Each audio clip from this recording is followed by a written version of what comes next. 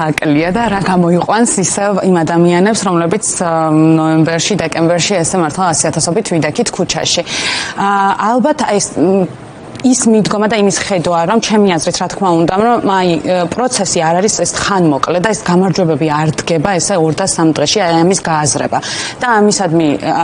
მზაობა და ყოველდღიურად რაღაცნაირად ჩვენ თვითონ რეჟიმში ჩადგომა, თუ რა შეგვიძლია გავიღოთ ამ პროცესისთვის, რა შეგვიძლია გავიღოთ იმ მიზნისთვის და რა შეგვიძლია გავიღოთ იმის, რომ ევროპულ ქვეყნად ჩამოყალიბდათ ერთხელაც, იმიტომ რომ ძალიან ახლოს დგას ის რეალობა, რომ პირიქით ეს ყველაფერი იქცეს ტოტალიტარულ რეჟიმად. მე მგონია, რომ აი ამის დაფიქრება ისევ ჩვენი მხრიდან და ამ დისციპლინის ჩამოყალიბება საკუთარ თავში და იმ რწმენის პოვნა, რომ გამარჯვება არის ძალიან ახლოს რეალურად. ამ გამარჯვებას მივყავართ სიჯიუტეს, მივყავართ ერთმანეთის გამხნევებას და თუნდაც აი ეს შიში, რა თქმა უნდა, ძალიან ჩვეულებრივი და ძალიან ადამიანური რამეა, რომ ადამიანებს ეშინიათ სხვადასხვა რამის და თუნდაც ეს რა თქმა უნდა, რატომ მოიფიქრეს ეს ჯარიმები და რატომ არის 1000-ობით კამერა თავზე რომ დაყურებს, იმისთვის რომ რაღაც ეს კონტროლი, ეს ფინანსური ასე ვთქვათ ჯარიმები და ეს ზიანი, რა თქმა წნეხი, რა თქმა უნდა, აშინებს ადამიანს და რაღაც მომენტში შეიძლება უკან გახევინებს ან რაღაც მომენტში დაგაფიქრებს, რომ დღეს არა, მოდი ხვალ, ან შევხედავთ როგორი სიტუაცია იქნება ერთ კვირაში, ორ კვირაში და შემდეგ გავაგრძელებთ ან ასე შემდეგ. ეს ნამდვილად მუშაობს უბრალოდ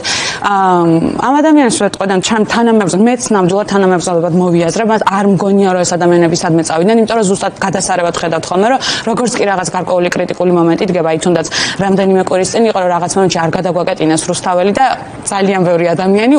უცებ რაღაც რამდენიმე წუთის განმავლობაში იქ მოვიდა ისევ და ეს ნიშნავს იმას, რომ ეს ხალხი არის მზად და არის ისევ მობილიზებული უბრალოდ ამ ჯარიმებმა იქნებოდა თუ ამ რაღაც რეპრესიულმა კანონებმა მაინც რაღაც თავის მხრივ ითამაშეს როლი. ამიტომ ამ ადამიანებს უბრალოდ ვეტყოდი ძალიან გულწრფელ რამეს, რა რუსთაველზე როდესაც გამოდიხარ, ეს რაღაც სახლად გვექცა, რაღაცა შინ გრძნობა გაჩნდა ამ რუსთაველის ამ გარკვეულ ტერიტორიას მიმართებაში, ვეტყოდი რომ აქ დგომა, თანამოაზრეების ნახვა, ისევ მსჯელობა თუ უბრალოდ იმ ტერიტორიაზე ყოფნა ეს რაღაცნაირად კიდევ ერთხელ ყოველდღიურად გმატებს იმის რწმენას, რომ არ ხარ მარტო, ეს არის ძალიან მნიშვნელოვანი გააზრება, რომ ამ გარკვეული აი რეპრესიული ხელსაწყოების წინაშე არ ვართ ჩვენ მარტო და ჩვენ ვყავართ ერთმანეთს. თუნდაც ეს ჯარიმები იქნება, მე რა რომ ფონდები დააყადაღეს, მაგრამ უკვე რამდენიმე დღეა ვუყურებთ, რომ ჩვენ ერთმანეთს ვეხმარებით და არავინ არ დარჩენილა ისე, რომ ამ კაბალური თანხების მარტო გადახდა მოსწოვა. აქედან გამომდინარე, ეს ერთიანობის შეგრძნება და ერთად დგომა ზოგადად ამის გააზრება და ეს ამის დაფიქსირება არის ძალიან მნიშვნელოვანი და ძალიან ენერგიის მომცემი. ასე რომ ყველას ვეტყოდი, რომ თქვათ რაღაც არ აქვს მნიშვნელობა მიზეზებს. თუნდაც იმ ტროტუარზე არ ვაკნინებ, არავითარ შემთხვევაში არ უნდა ვიფიქროთ, რომ ადამიანები, ვინც მაგალითად უცებ არ გადავარდებიან რუსთაველზე და არ კეტავენ